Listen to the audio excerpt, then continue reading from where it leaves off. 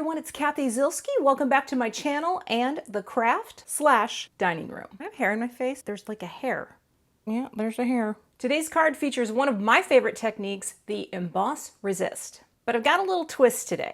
I'm only going to use one ink color. We have so many inks at our disposal, but honestly, you can get away with just using one. One of the bonuses of using just one ink, your colors are going to work. There's no clash, you know what I mean? One ink. I'm going to use an ink today that is a new one for me. It's Crackling Campfire from Holtz. And then I'm going to do one more thing that I've never done before. I'm going to make my own envelope. Easier than I thought it would be. Also harder than I thought it would be. Imagine that. My Emboss Resist card with one ink only and envelope coming up next. It's not enough caffeine in the world. I made that. Here's a look at the card and envelope I'll be creating today. I'm just so impressed with how much variety and detail you can get with a single Oxide ink. It's really impressive and it's simple. Let's take a look at the supplies I'll be using. The stamps I'm using today come from Paper Roses, and this is a STAMPTember exclusive with Simon Says Stamp, which means when these are gone, they are gone. But this technique can work with any stamp set that includes florals. I've got my Oxide, I've got some embossing powder, I've got some embossing ink, and a pair of scissors, and I'll be using a few other things as we go. For my cardstock today, I'm going to be using some Bristol, the Strathmore Bristol Smooth, just because I needed a large enough piece to make an envelope. So I'll use a few other things as we go, but let's get into the card project. First things first, I'm going to stamp my images out. Now I'm using my new MISTI tool, and I'm going to pick up two of these, and I'm going to go ahead and prep the cardstock with some embossing magic as well, just to remove all the static and oil from my hands and paper, if you will. I'm going to ink these up and get started. And I'm going to use my MISTI tool so that I can stamp twice in the exact same place. That is one of the things that I absolutely love about this tool. I'm giving one good impression, and I am using the patented sleeve technique. Thank you. But I'm going to ink this up a second time because I just wanted to have a really great impression. These are delicate flowers, and I wanted to make sure that I had enough ink. So I'm stamping this down, and once I get that impression, I'm going to flip my cardstock around, leave the stamps right where they are, and stamp more on the other side. And I'll finish that up off camera. Today I'm using clear embossing powder, and this is new for me because usually I use white powder.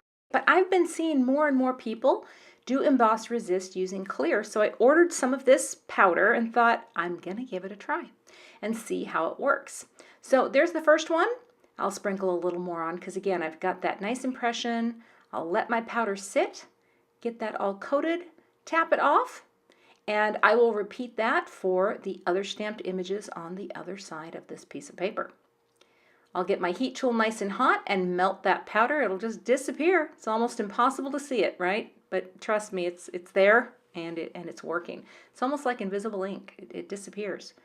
But you can see it there, a little bit of shine.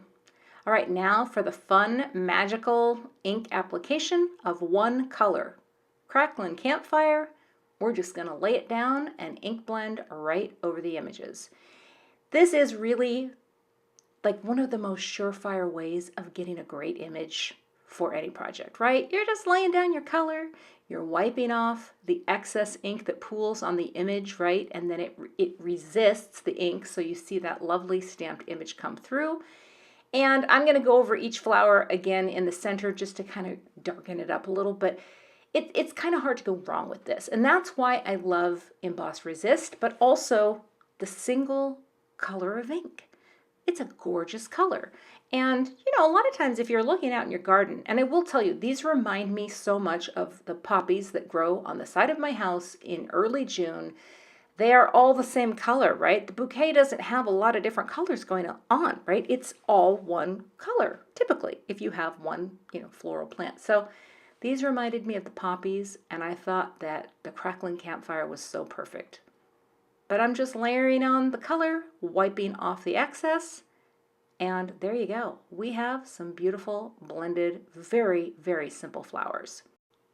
Next, I'm going to grab a paintbrush, dip it in some water, and just flick on a few droplets here and there to react with the Oxide ink.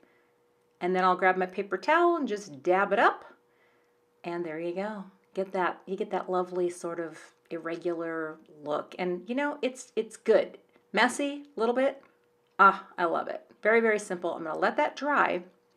And as soon as it's completely dry, I'm going to cut these apart. And the reason I'm cutting them apart is I'm going to fussy cut each one of these flowers out for my project. I actually don't think I'm going to use all 4. I changed my mind as I was designing, but fussy cutting something like this is really pretty easy because here's the great news. It does not have to be perfect. Anytime you have an organic edge, right, something that's not perfectly smooth, you can fussy cut, and if you're not perfect, nobody's really going to know, right? So if you don't have the dies for any stamp really that you have, give fussy cutting a try. Now I do have this at double time speed, so I go a little slower, right? I move the paper and not the scissors, but honestly, I was so pleased with how well this turned out. Seriously, you don't have the dies? No big deal. I'm going to cut the rest out off camera. I also went ahead and cut a panel out from the Bristol, a little bit smaller than a US A2, and that is going to be where I'm going to do my stamping. I have a general idea of where I want to go with this, and I'm not going to use that 4th flower. I'm sure I can use it for something else, but this card calls for 3 flowers.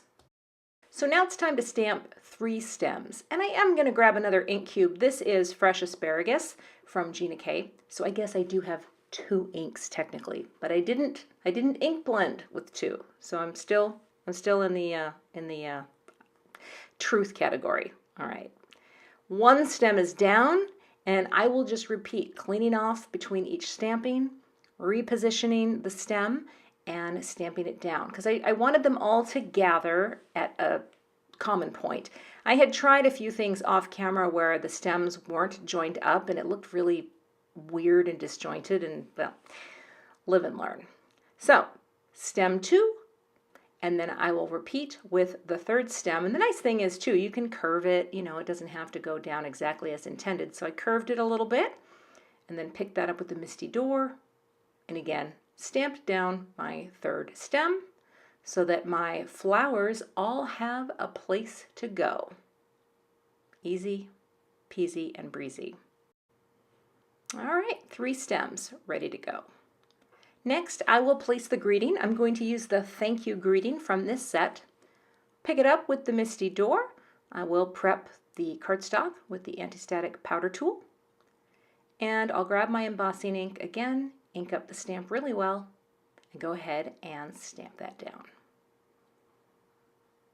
I'm going to use some embossing powder. This is Antique Gold from Simon Says Stamp. I absolutely love this powder. It has a really warm hue to it. When it's melted, it's less metallic-y. It's just very warm.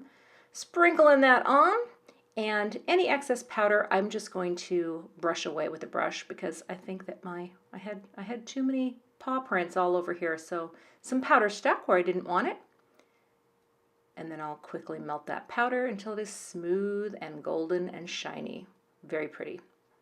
Now, it's a little warpy, so I'm going to stick this inside a book. It's one of my favorite things to do while I have other things to do because it's just a little warpy. Pop it in this book and I'll go stick that under something heavy. It's one of my favorite tips. Setting that aside because I have more to do. I have to make an envelope. So the 1-2-3 punch board is a new purchase for me. All of the information is there, and if you have good eyes, you can read it, but I literally had to go online and zoom it up because you can actually go online.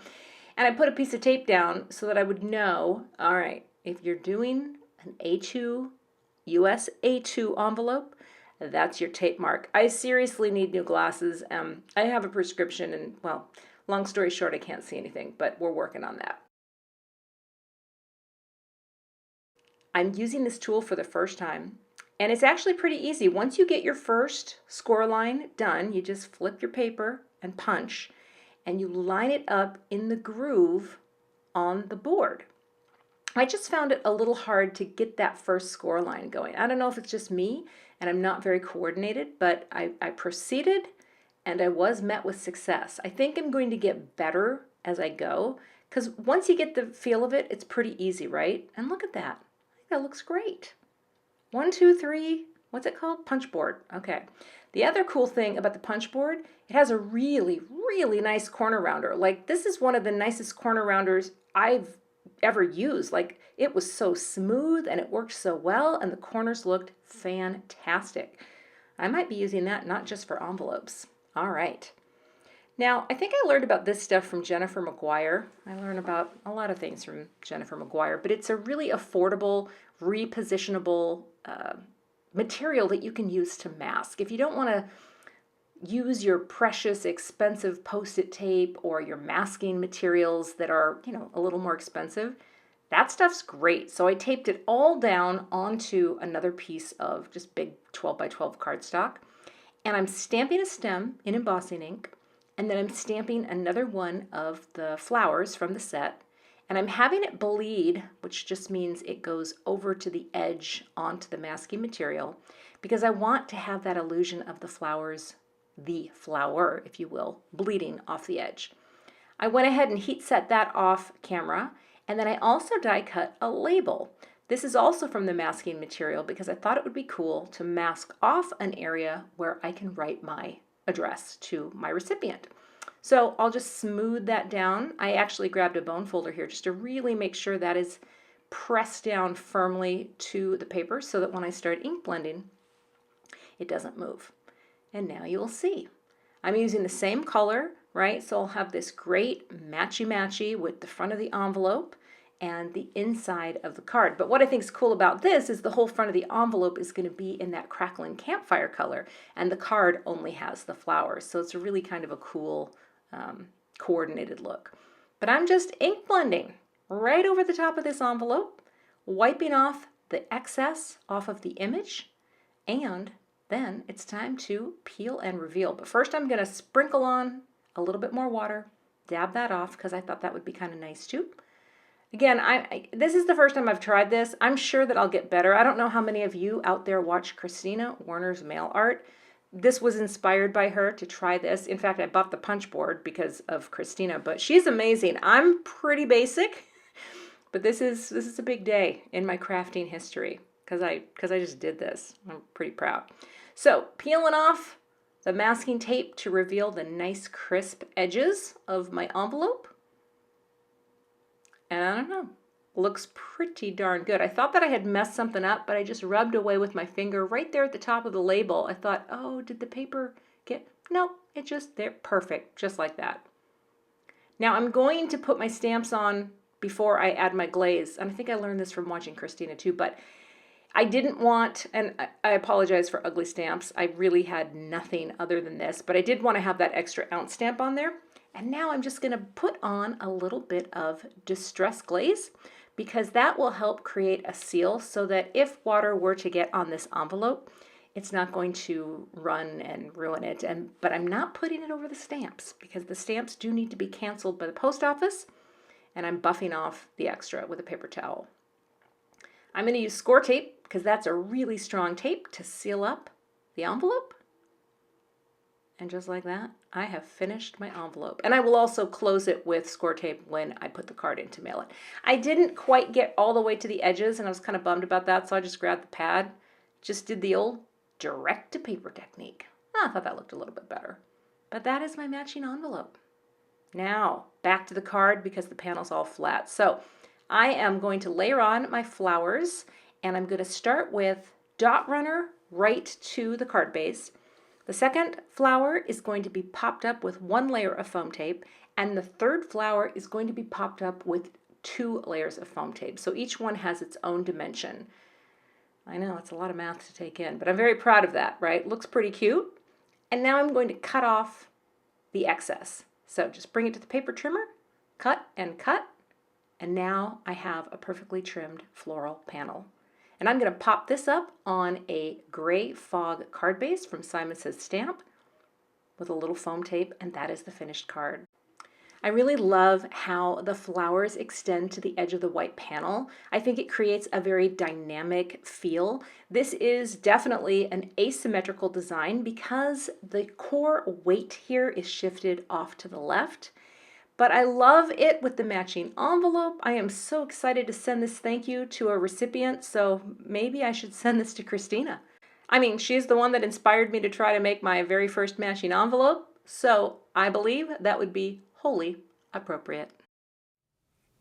Anyway, that is the finished card and the matching envelope. So I feel like envelopes could be a new thing for me.